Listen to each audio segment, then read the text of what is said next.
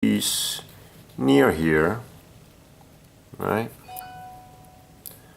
So that when you flip it over, it doesn't come out. And again, magnets to stick it onto the press, the face of the press, because that's a rectangular block. It's about 3/4 by 3/4, 3/4 inch by 3/4 inch.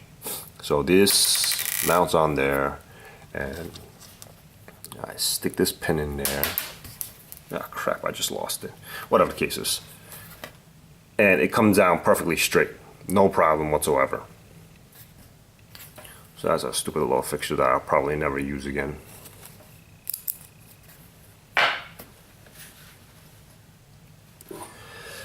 So after a whole bunch of failures, I get to prototype number 2. Ooh, shiny. Except for that. So shiny. So I revised the whole process of how to do this. Yeah. So I finally decided how I wanted to do the spring. So much glare. You see? It's not moving a lot because I'm gonna have to show you this later.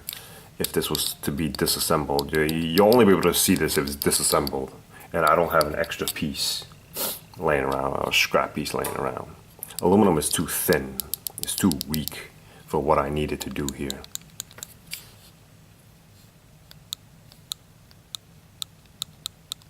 It's got decent pressure on it, which I like. I like a stiffer spring. So here's a revised thumb screw.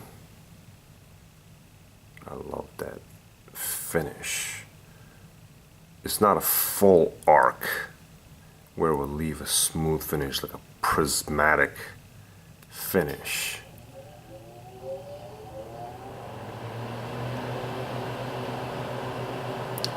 I like that a lot. No, this is not going to be the finish. That's just me facing off material. That's the pattern you get for facing off the material with an end mill instead of a shell mill or a fly cutter. So, ooh.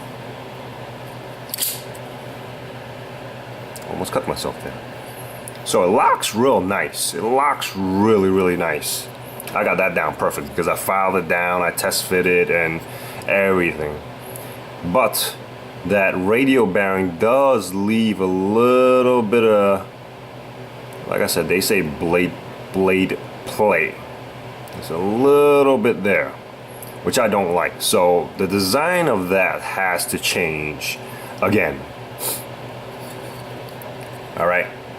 And I'm gonna get rid of these stupid pins because it's horrible. I have one here, and another one here. And it just doesn't work. It just doesn't work. Over here it should be fine because of bearings, but I want to change the bearings.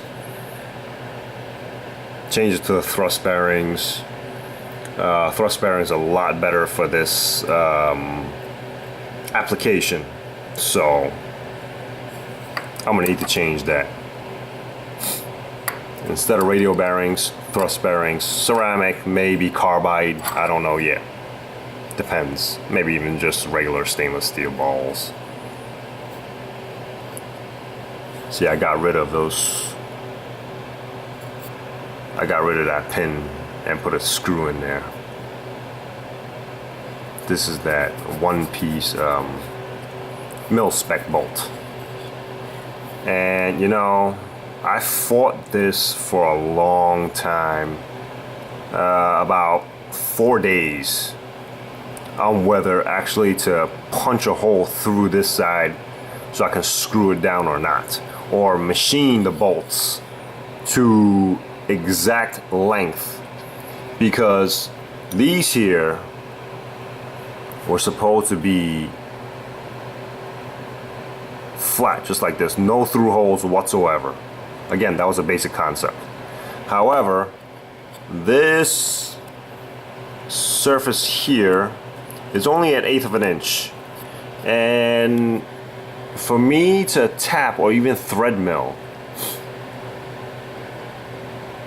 that hole, there's only going to be about 2 turns worth of thread engagement with these screws, and I didn't like that at all. And I tried to file the screw down to a certain length, and it just wasn't doing it. Even if I machined these screws to length, you would still have that little kick of a burr on the end of the thread unless you chamfer it. But if you chamfer it, then it'll give you even less of a thread.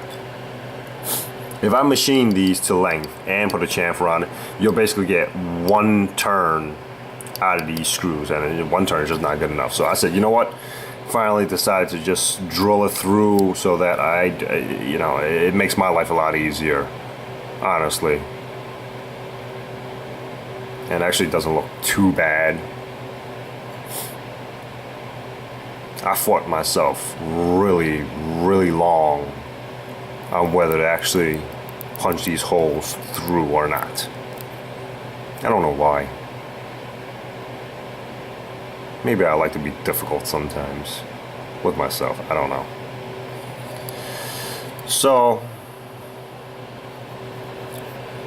there's a little bit of clearance issue because that is really hard, and because you see that, there we go. There we go. You see the latch? There's a big pocket in there. There's a big pocket in there for a certain type of spring. And you see that wall? That wall is only about 20 or 30 thou thick. That's why the aluminum is bending. It's not doing what it's supposed to. So once this is titanium, it should be a lot stronger. I might actually need to add a rib right down the center of this whole profile here, just to strengthen this area a little bit, because that's giving out a lot. That's giving out right here. You can hear how thin it is. So that needs to change. Well, no, once I change the material, it should be fine. Once I change it to titanium, it should be fine. All right, so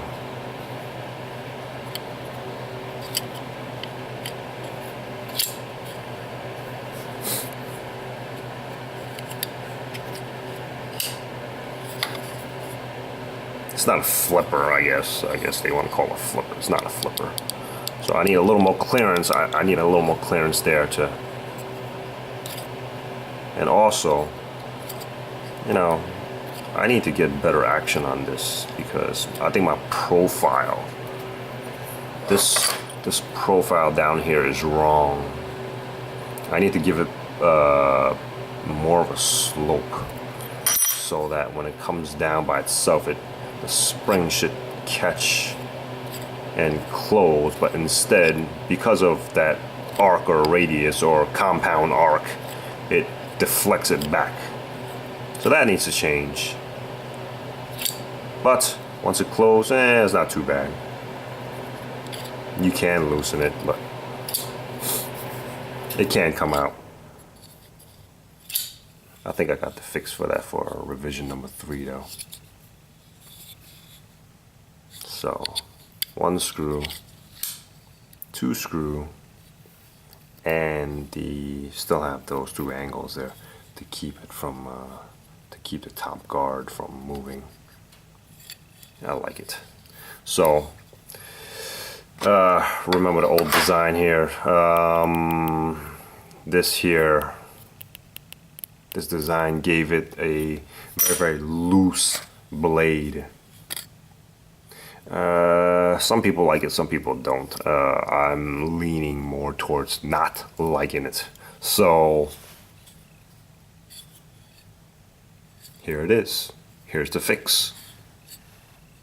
This is a solid mount blade. Don't cut myself, don't cut myself. Don't cut myself. Bam. Awesome. So essentially, to do that 1 hole, drill and thread mill or tap, I have to put this whole thing together and then drill and tap. And then take it out and make sure all the surface is clean and burr free and everything. So these have to be matched. Has to match.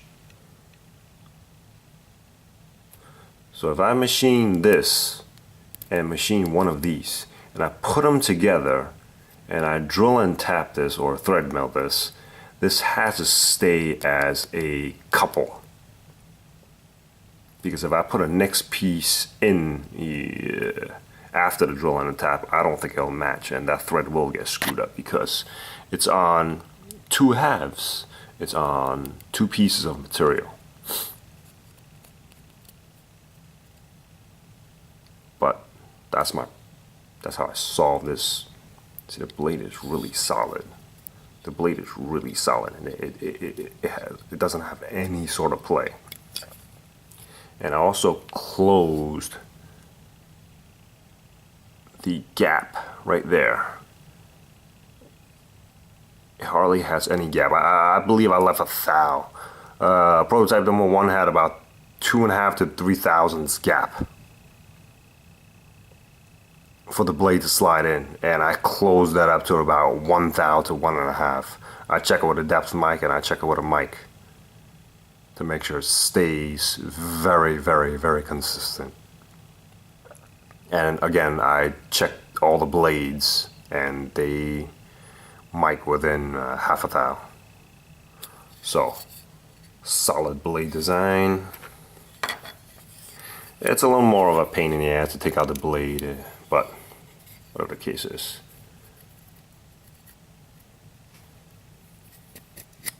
That's all it is. He's nice and solid.